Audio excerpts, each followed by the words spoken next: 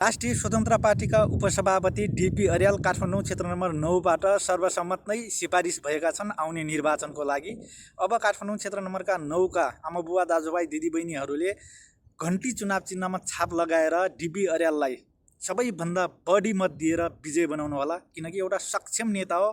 उहाँले विगतमा कस्ता काम गर्नुभएको थियो भन्ने कुरो कतिलाई थाहा हुनसक्छ, कतिलाई थाहा नहुन सक्छ। कोभिडको समयमा नेताहरू घरभित्र बसिरहँदा उहाँले कोभिडको समयमा राहत वितरणको लागि रोडमा हुनुहुन्थ्यो। यो कुरा कतिलाई थाहा हुनसक्छ, कतिलाई थाहा नहुन सक्छ। हरेक नेताहरू उठ्नुभन्दा पहिला उसले विगतमा के काम गरिरहेको थियो र वर्तमानमा कस्तो गर्छ र भविष्यमा के गर्छ भन्ने कुरो हामीले बुझ्न एकदम जरुरी हुन्छ।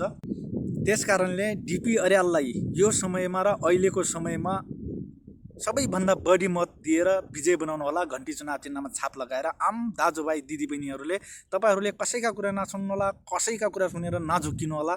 एकचोटि राजसभालाई मौका हरेक जिल्लावासीले दिनुपर्ने हुन्छ र बहुमतको सरकार बनाएर सरकारमा पुर्याउँ, तब राजसभाले केही न केही काम गर्नेछ।